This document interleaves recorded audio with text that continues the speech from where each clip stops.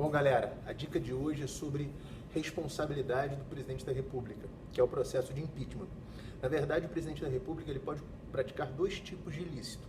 Os crimes comuns, que são tipificados na lei penal, e aí quando a gente fala em lei penal, a gente está falando em qualquer norma penal.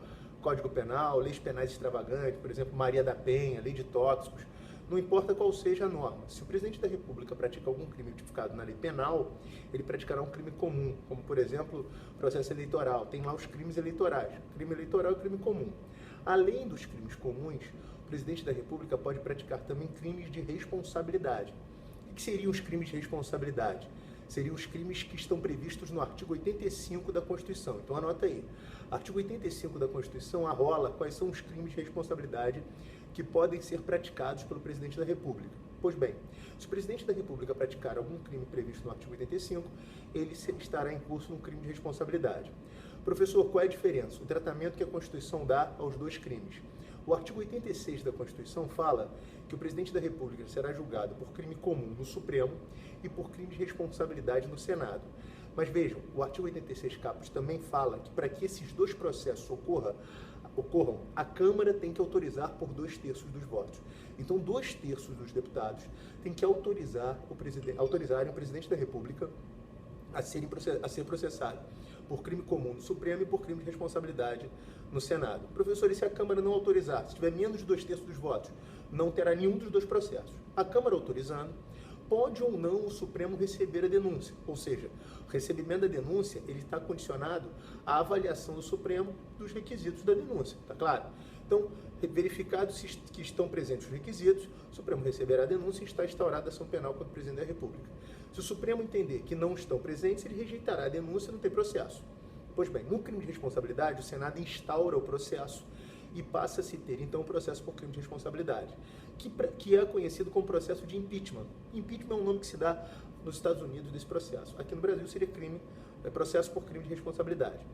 Como é que se dá esse processo? O artigo, anota aí, 52, parágrafo único, fala como se dá esse processo no Senado. E diz lá o seguinte, fala que no Senado, o processo, a sessão do Senado que julgar o presidente por crime de responsabilidade será presidida pelo presidente do Supremo Tribunal Federal.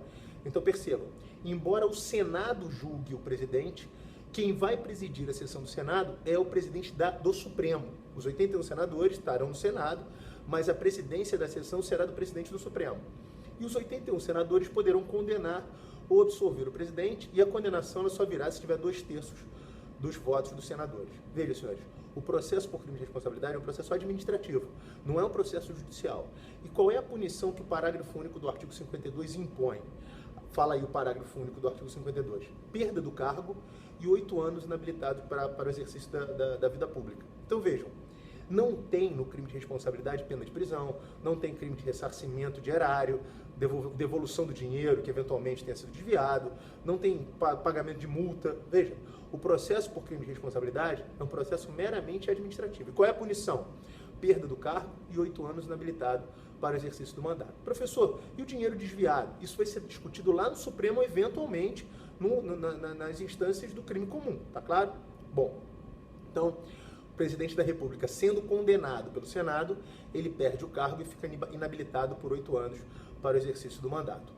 Instaurado o processo pelo Senado, o presidente se afasta da presidência. Volta lá no artigo 86 da Constituição.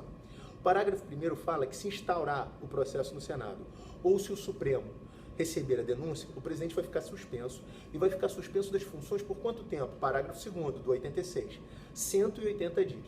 Passados 180 dias, se o processo não terminou, o presidente volta ao exercício da função, tá claro? E aí, o processo continua, mas ele exercitando a função de presidente da República. Parágrafo 3º fala que o presidente não poderá ser preso, salvo decisão judicial transitada em julgado, sentença penal transitada. Veja, o presidente da República não pode ser preso nem em flagrante delito. É uma regra que a Constituição trouxe protegendo o presidente da República. Então, nem em flagrante delito o presidente da República poderá ser preso. Só numa condenação transitada em julgado e cuja pena seja de prisão, óbvio. Veja, então o presidente da República praticou um crime, ele não vai ser preso. E ele responde por esse crime na presidência? Depende. Olha o que fala o parágrafo 4º. O presidente da República não poderá ser responsabilizado por atos estranhos à presidência. Enquanto presidente, ele não responderá por atos estranhos à presidência. responderá depois? Responderá depois. Professor, então por que crimes comuns ele eventualmente pode responder na presidência? Crimes, senhores, que estejam relacionados com a presidência. Então, desvio de dinheiro usando a máquina, usou o cargo para se beneficiar desse ou daquele direito, enfim. Se de alguma forma você conseguir mostrar o liame, ele responderá como presidente na presidência. Se for um ato estranho à presidência, ele não responderá à presidência. Essas são as imunidades trazidas pela Constituição para o presidente da República, tá claro? Crime de responsabilidade, então, galera, é a mesma coisa que em processo de impeachment, beleza? Só para relacionar aí uma coisa com outra. Até já, até a próxima dica. Tchau, tchau.